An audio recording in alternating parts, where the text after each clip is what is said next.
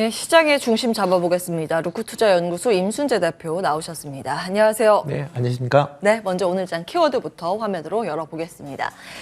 자, 오늘의 중심 이슈는 3분기 삼성전자 실적 기대입니다. 외국인이 미리 기대를 가진 건지 요즘 계속 삼성전자를 계속 사고 있죠. 있긴 한데 잠시 후에 체크포인트 들어보도록 하고요. 먼저 간밤 마감된 미증시부터 정리해 주시죠. 네, 미증시 조금 전에 오냉커도 얘기했듯이 일단 그 혼조를 보였습니다. 다우는 상승을 했고 나스닥 같은 경우는 하락을 했습니다.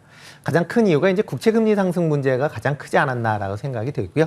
어제 같은 경우에 이제 10년물 금리 자체가 장중에 1.5%를 돌파를 했습니다. 이거는 이제 7월 이후에 최고치를 이제 기록을 했던 그런 상황이고요. 일단 향후에 이제 연내 테이퍼링 실시한다라는 문제하고 그다음에 내년 하반기에 금리를 올릴 것이다라는 그런 우려감이 조기에 반영되고 있는 거 아닌가라는 생각을 해보고 있습니다. 일단 시장은 내년 하반기에 금리 상승은 일단 하는 걸로 그렇게 이제 전망하고 있는 그런 모양새다라고 보시면 될 것 같고요. 이렇게 이제 금리 상승은 기본적으로 이제 기술주에 대해서는 조금 악재 성격을 많이 갖고 있고요. 주식 뿐만 아니라 경기 민감주나 여타 종목에도 일단 금리가 상승한다라는 거는 그렇게 긍정적인 소식은 아니지 않나라는 생각이니까요. 그 점 좀 감안을 하셔서 투자를 하시는 게 좋지 않을까라는 생각을 해보고 있습니다. 어저께 이제 지역 연은 총재와 그다음에 연준 이사가 이제 테이퍼링 관련된 발언이 있었습니다. 일단 시카고 연은 총재 같은 경우에는 11월 달에 테이퍼링을 실시가 유력하다라는 이제 발언을 했었고요. 그다음에 뉴욕 연은 총재 같은 경우는 이제 경제가 예상대로 개선이 된다라고 하게 되면 테이퍼링 실시는 정당한 것이다라는 그런 발언을 했습니다. 그다음에 브레이더드 연준 이사 같은 경우에 이제 노동시장이 기준치에 못 미치지만 곧 기준치에 미칠 것이다. 그러니까 그만큼 테이퍼링이 이제 다가왔다라는 걸 이제 우회적으로 표현한 거 아닌가라는 생각을 해보고 있습니다. 어저께 또 하나 이제 시장에 그 좀 부정적인 영향을 미친 게 이제 미국 연방 정부의 그 예산안에 관련된 부분입니다. 지금 여러 가지 예산안 쟁점이 현재 좀 있는데요. 예산 투자 1조 2천억 달러의 이제 인프라 투자 예산건하고 그다음에 3조 5천억 달러 정도의 이제 사회복지 예산, 그다음에 연방 부채 한도 유예 관련된 문제가 계속 지금 이슈로 작용을 하고 있습니다.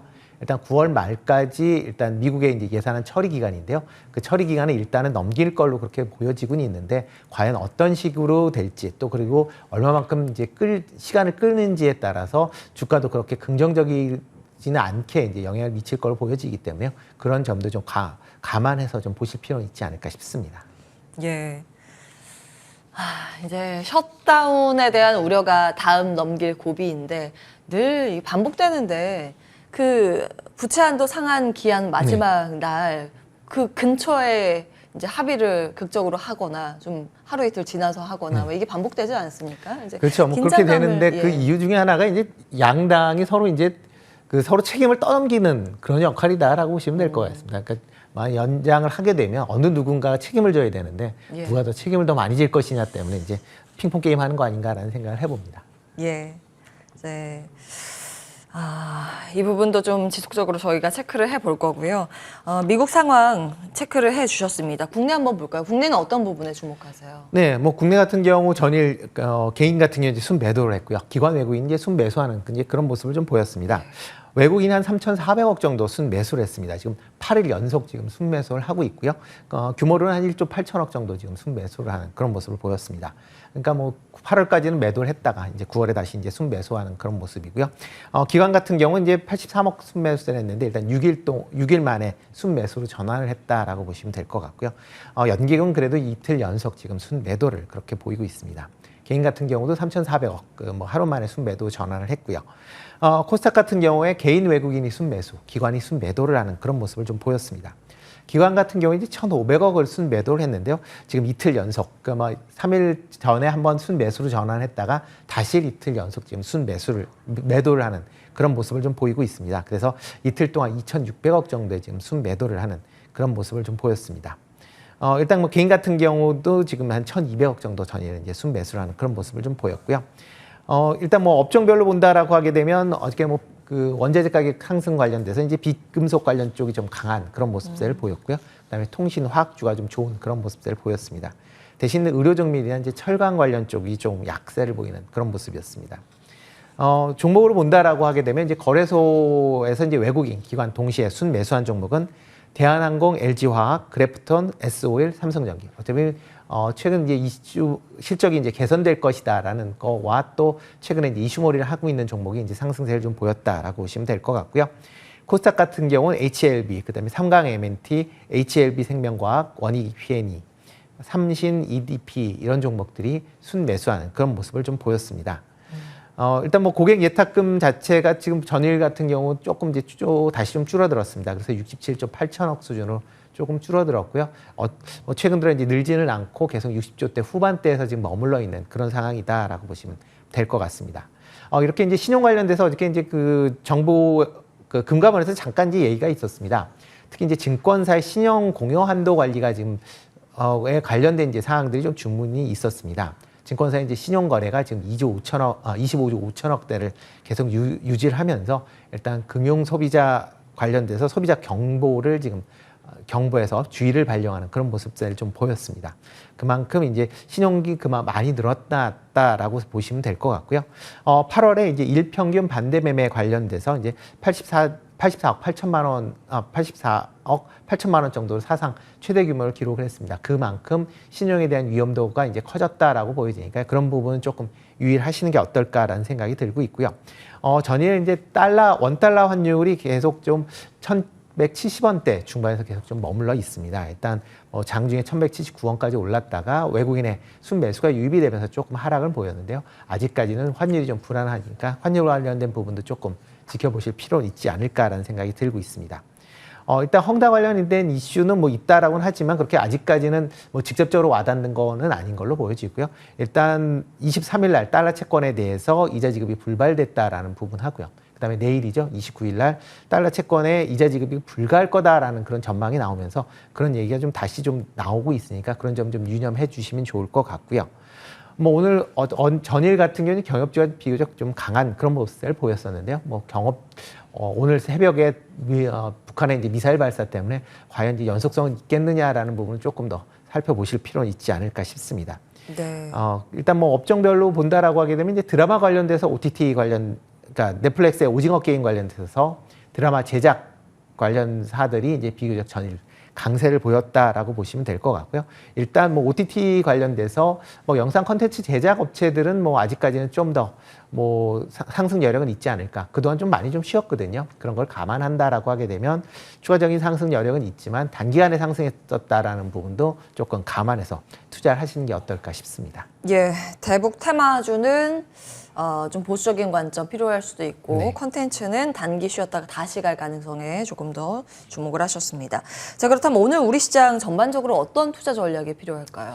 네, 일단 뭐 삼성전자가 최근에 이제 아까 외국인들이 뭐 매수가 상당히 많습니다. 지금 예. 9월 들어 1조 5천억 정도 지금 순매수를 좀 보이고 있는데요. 이렇게 이제 순매수를 보이는 이유 중에 하나가 이제 삼성전자의 3분기 실적 아닌가라는 생각이 듭니다. 이렇게 삼성전자가 강하면 전체적인 이제 시장이 일단 뭐 좀 강한 그런 모습을 좀 보였기 때문에요. 만약 여타 종목이 약하더라도 일단 시장 방어적인 성격이 좀 강하다라고 보시니까 좀 관심 있게 좀 보실 필요는 있지 않을까라는 생각이 들고 있고요. 특히 삼성전자의 3분기 예상 실적이 지금 상당히 좀 좋을 걸로 지금 시장 컨센서스가 잡히고 있습니다. 특히 매출 같은 경우는 사상 최대치인 이제 73조를 넘을 것으로 그렇게 예상이 되고 있고요. 영업이익도 지금 뭐 15조 7천억 정도 지금 예상을 하고 있습니다. 일단 3개월 전에 3개월 전에 비해서 본다라고 하게 되면 매출은 3조 정도 증가를 했고요. 영업이익도 1조 2천억 정도 증가하는 그런 모습을 보이고 있습니다. 그러니까 그만큼 실적 개선세가 이제 뚜렷하다라고 보시면 될 것 같고요. 뭐 키움증권이나 뭐 하이투자증권은 지금 17조 이상의 영업이익을 지금 예상을 하고 있는 그런 상황이다라고 보시면 될 것 같습니다. 일단 뭐 디램에 대한 뭐 우려는 많지만 기본적으로 3분기 같은 경우는 이제 고정 가격 자체가 뭐 일단 현물 가격 하락 전에 결정이 됐기 때문에 일단 실적에는 큰 영향이 좀 없지 않을까라는 생각이 들고 있고요. 지금 뭐 영업이익 부분은 한 뭐 전분기보다 한 40% 정도 증가할 걸로 그렇게 예상을 하고 있습니다. 그만큼 반도체 부분의 실적 개선화 효과와 그다음에 이제 파운드리 부분과 스마트폰 관련된 부분도 실적이 상당히 개선되지 않을까라는 기대감이 같이 이제 있는 그런 상황이다라고 보시면 될 것 같습니다. 사실 디램 가격 하락 같은 네. 경우에는 지금 쓰고 있는 게 DDR4잖아요. 네, 예, 그렇죠. 이제 DDR5 곧 나오는데 네. 신제품이 아직 나오지 않아서 네. 이제 구제품으로 될 그 DDR4의 가격이 떨어지는 건 아닌가라는 생각도 들어요. 네, 일단 뭐 그런 측면은 있긴 하지만 DDR4 관련돼서는 이제 기존의 PC나 노트북에 대해서 이제 수요가 많을 것으로 예측을 했는데 그 예측이 이제 틀어졌다라고 보시면 될 것 같습니다. 그러면서 재고가 쌓였고요. 여기에 또 DDR5가 올 이제 하반 그 4분기에 이제 출시된다라고 하게 되면 관련된 또 신규 수요도 있으니까 기존의 이제 DDR4에 대한 그런 이제 재고 부담이 이제 시장에서 악영향을 미치는 거 아닌가라는 생각을 해보는 게 더 맞지 않을까 싶습니다. 뭐 최근 들어 이제 DDR4에 대한 이제 그 가격 하락이 어느 정도 이제 안정세를 보이고 있습니다. 최근 들어 이제 DDR4 8GB 기준으로 한다라고 하게 되면 최근에 이제 3.7달러 선에서 지금 머물러 있는 그런 상황입니다. 그러니까 추가적인 하락은 없는 그런 상황이기 때문에 일단 외국인 입장에서도 보면 일단 가격 안정세에 조금 방점을 두고 최근에 이제 그 반도체주를 매수하는 거 아닌가라는 생각이 들고요. 뭐 국내 뭐 SK 하이닉스나 뭐 삼성전자뿐만 아니라 미국의 마이크론 테크놀로지도 계속 외국인의 계속 이제 상승세를 좀 최근에 보이고 있습니다. 그만큼 이제 반도체의 업황이 이제 최악은 이제 조금 벗어나는 거 아닌가라는 그 기대감을 좀 볼 수 있고요. 대신 이제 이런 이제 기대감 때문에 8만 원까지는 뭐 충분하게 뭐 상승을 할 수는 있지만 과연 9만 원까지 바로 갈 수 있느냐라는 부분은 조금 더 지켜보셔야 될 것 같습니다. 일단 4분기에 반도체 관련된 고정 가격은 조금 하락할 걸로 그렇게 예상이 되고요. 내년 상반기까지는 조금은 반도체 가격이 뭐 회복하기까지는 좀 더 시간이 걸리지 않을까라는 생각이 들기 때문에 뭐 8만 원대 회복은 뭐 충분히 가능하지만 9만 원대까지 상승은 좀 더 지켜보시는 게 맞을 것 같고요. 금일 같은 경우에는 이제 어차피 이제 대외 여건이 좀 더 국내 증시에 좀 영향을 많이 미치지 않을까라는 생각이 들고 있습니다. 특히 뭐 전일 기술주, 특히 이제 필라델피아 반도체 지수가 하락을 했기 때문에 오늘 조금 반도체 관련 주식들은 조금 중거리지 않을까라는 생각이 들고 있고요. 헝다 관련된 이슈도 뭐 지속되는 그런 상황이고 특히 어저께 불거졌었던 중국의 에너지 부족 사태는 아마 조금 시장에 영향을 좀 미치지 않을까라는 생각을 좀 해보고 있습니다. 특히 중국의 경제 성장률이 조금 둔화될 가능성이 상당히 높게 그렇게 보여지고 있기 때문에요. 특히 뭐 어저께 일본의 노무라 증권 같은 경우는 뭐 중국의 경제 성장률을 낮추는 그런 이제 발표를 했습니다. 그러니까 그만큼 이 전력난에 대한 거는 생각보다는 조금 더 심화될 수 있으니까 그런 점은 또 시장 내에서 좀 보시면 좋지 않을까라는 생각이 들고 있고요. 뭐 지금 시장 전반적으로 보면 뭐 길게 보는 것보다 아직까지는 단기 트레이닝 관점에서 보시는 게 좀 더 낫지 않을까라는 생각이 들고요. 뭐 현금 비중을 조금 높이는 그런 보수적인 전략이 아직 뭐 단기적인 관점에서 보면 좀 더 낫지 않을까 싶습니다. 네. 짧게 우리 시장 여전히 좀 끊어봐야 된다라는 여러 가지 변수들 체크를 해주셨고 삼성전자는 작년에 10만 전자까지 보기는 했었는데 네, 눈높이는 낮추되 그러나 이제 8만 전자에 대한 가능성 열고 보자 이렇게 정리하겠습니다. 루크투자연구소 임순재 대표와 함께했습니다. 고맙습니다. 네, 고맙습니다.